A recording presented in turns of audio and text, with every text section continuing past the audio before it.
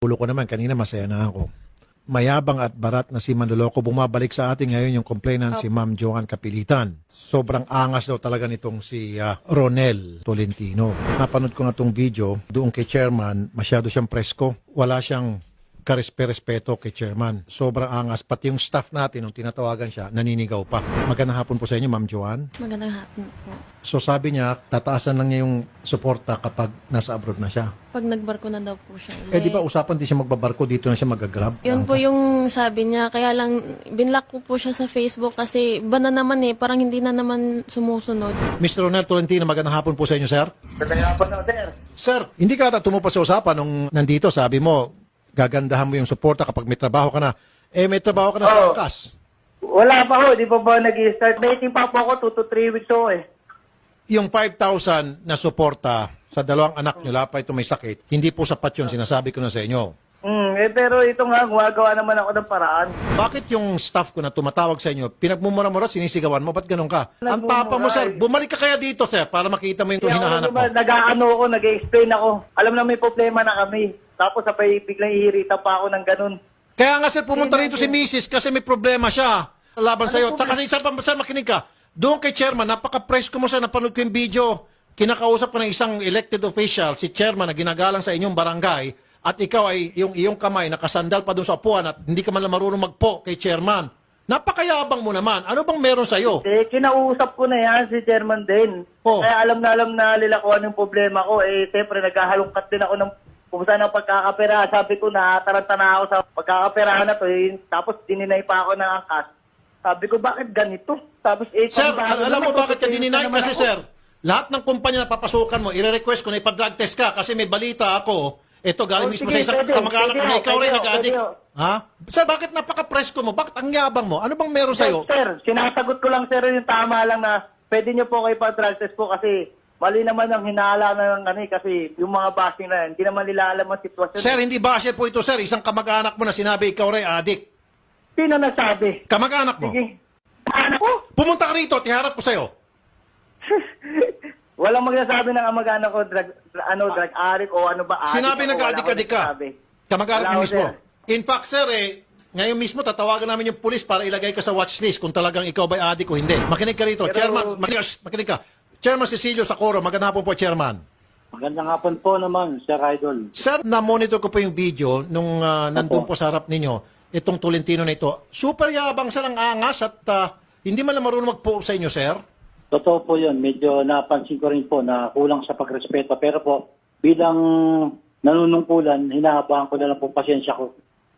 May mga balita kasi, sir, in fact, mayroong nag-text sa amin na kamag-anak nitong mokong na ito raw po isang addict. Siguro, sir, sa tulong po ng mga kapulisan natin, ilagay nga natin sa watchlist tong na ito, sir. Meron kasi, sir, nag-text sa amin na nag-identify siya na kamag-anak na wag na lang daw po sabihin ng kanyang pangalan na ito raw po yung nag-addict. Tapos ngayon, tinext back namin, bakit mo nasabi? Sir, tingnan mo na may mata niya, hindi nakadilat. Siguro po, Sir Rapi, i-develop yung, Yes, sir. yung mga nalalaman ko. Colonel Andrew Aguirre, Commander Station 6, MPD Santa Ana. Magandang hapon po, Colonel Aguirre, sir. Magandang hapon po ulit po sa Idol. Colonel, meron po itong isang Ronel Tolentino, kamag-anak niya po mismo naglaglag sa kanya na ito po nag-adik-adik at may problema sa kanyang pamilya at wala rin pong respeto kay chairman, napakabastos. At sabi nga po, dahil kaya raw ganun kanyang ugali, dahil adik na po ito. Sir, pakicheck lang po kung ano talagang aktibidad nitong si Tolentino, Colonel. Yes, sir. Anyway, pag yan napatunayan po na gumagamit na siya as categorized as user, pusher, Yes, sir. he will be included in the BADAC watch list. Ayun. And after validated ng PNP station base ng PDEA, then nasa watch list na rin po ng station yan. Subject for immediate police operation. Ay, super.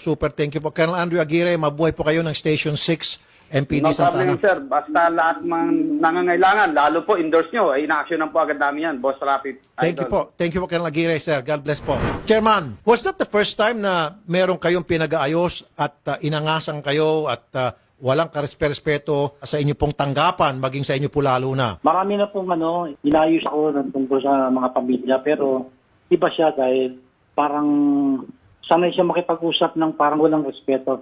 Para bang ka-level niya lang yung imbis na palitan niya ako ng respeto rin. Yes, sir. Sa kabila ng pagpapakita ko ng respeto, Opo, sir. hindi niya po ginagawa. Yun nga sir napansin ko nga po, sabi ko napakabastos naman ito. Tiyempo naman po, etong si Mrs. niya pumunta rito at para magbigay sa update. At yun nga, tininan ko yung video, ay sobrang pagkabastos nito. Hindi man lang marunong mag-share kay chairman at wala man lang paggalang kay chairman. Sige po chairman, pakimonitor lang po itong aktibidad ni Tolentino. Ganon din po yung ating station commander. Imo-monitor daw po chairman. Malalaman ko naman talaga ang buong katotohanan kung bawang meron siyang involvement sa drug. Salamat po chairman, sir, Mr. Tolentino.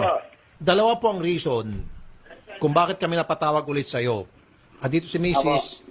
Hindi naging maganda ang pag-uusap ninyo doon kay chairman dahil inangasan mo si chairman at the same time, yung pangako na dadagdagan yung kanyang sustento, gagawin mo lang kapag ikaw ay nagbarko. Hindi naman yung kasama sa usapan originally. Pwede magbarko ka o hindi, dapat dagdagan mo yung sustento mo dahil napakaliit.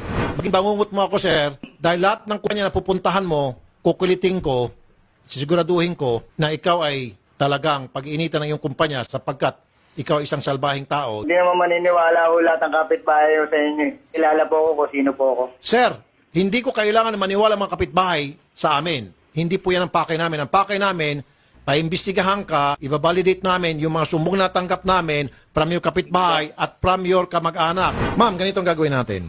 Obligahin natin to magsuporta ng tama. Opo. Ilan bang anak nyo? 2 po. Mr. Tolentino, Yes, sir. 5,000, hindi po sapat yon. Wala nga ako trabaho. Naghahanap po ako ng trabaho ngayon. Gumagastos pa ako para umahanap pa ako ng pagkakitaan ngayon sa mga requirements ko. Plus, naghahanap ako ng pera ngayon para ipanggamot sa anak ko ngayon. Doon, nasa hospital ngayon. Dapat lang. At yung paghanap ng pera, trabaho mo talaga yung responsibilidad mo bilang tatay ng mga bata para masustentuhan yung mga pangailangan ng mga bata. At yung nasabi ko dito noon na Yes, sir. bigyan ka ng karapatan sa mga bata, I don't think so. Kapag napatunayan na ikaw ay adik-adik, i-request namin sa DSWD na huwag kang bigyan ng karapatan na mapunta sa bata. Baka may mangyari pa sa mga bata. Babae, lalaki, mga anak nyo. Babae Pwede lang. po, pwede po. Pwede. Lalo pat babae, baka mamaya mamolestya pa. Pwede po. Good. Sir, Pwede niyo po ipatawag regarding ako. po sa sugat ng bata, gusto ko lang pong klaruhin kasi ang sakit po bilang nanay po na nahuhusgahan po ng mga tao na pinabayaan ko daw po yung mga anak ko. Yung regarding po sa sugat na yun, sir, isa pong mamaso po yun. Hindi po siya yung pinabayaan lang siya. Naintindihan kita, ma'am.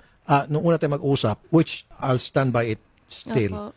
na yung mga anak natin, regardless kung marami tayong mga anak, kailangan nasa paningin natin. Pero okay na yun, ma'am. Talagang kuminsan yung mga bata, malilikot, hindi maiwasan na magkaroon ng mga gas-gas. Okay? Babantayan namin itong si Mr. Tolentino, lahat ng mga kilos niya, kahit saan siya pumunta, we'll make sure na makakuha ka ng tamang suporta. Ang sa amin dito, Mr. Tolentino, kailangan yung mga bata, kahit na hindi kayo kasal, hindi pwedeng hindi mo na suportahan yung mga bata kasi mababawsi ka. Sir, sinabi ko nga sa inyo po sa unang video, sabi ko magkasakit na ako or mag-ano na ako sa sarili ko, basta wag lang ang bata. Masarap pakinggan. Mas mahal ko pa sa sarili ko yan, yung 2 batang anak na yan. Sir, kung mas mahal mo sa sarili mo yung 2 bata mo yan, gagawa ka ng remedyo, lahat ng paraan para maibigay sa kanila ng tama kung ano man yung mga gastusin, pangangailangan nila. 5,000. Sandali, sir. Gumagawa naman ako. Yung 5,000, hindi po pagmamahal yan. Panggigipit po yan. Hindi sa panggigipit po yan. Kasi Sir, po, seaman ka? 5,000? Come on. 5,000, more than 5,000 pag may sobra ako, nagbibigay ako, sir. Pag meron akong kinitang extra, sir. Di ba ma'am, Meron naman magkano ako 5,000 mo? mga resibo eh. May 6,000 mga po, resibo 1,500 naman ako eh. every week. Ha? Katulad yun. 6,000, 1,500 po every week. Oh, 6,000. O sige, 6,000. 1,500 every week. 1,500 every week. Seaman ka, samantalang marami mga seaman dyan, nakakapagdala ng $1,000 sa kanila mga misis. Kaya nga po ako nag-shoulder po lahat ng utang ng pinanggamot ko po sa mother ko. Hindi naman po biro yung sakit na na liver sa cancer eh. Ang pera parang baliwala na sa'yo, yung buhay ng tao, yun ang importante sa akin eh. Yung time na yun eh. Hindi lang nakakaintindi ang babae na yan. Alam mo, Nel, hindi mo rin ako maiintindihan eh. Nasa akin yung 2 bata. Paano yung sasabihin mong delay? Hindi ko pwedeng sabihin delay sa mga anak ko. Di ba pinapakot kita ng bangko? Oo, pero pinagmayabang mo nga sa akin eh. Hanggang salita ka lang, Nel. Hanggang salita ka lang. Wala sa gawa. Nagbabalak na ako umalis. Wala sa gawa. Di ba sinabi ka na mag-open ako? Nag-open account ka sa anak mo, pero pinagmayabang mo lang yung anak mo lang meron. Nakikiusap ako sa kapatid ko na siya magpadala. Nakikiusap lang tayo. Naintindihan mo? Nakikisuyo lang tayo. Ibig sabihin.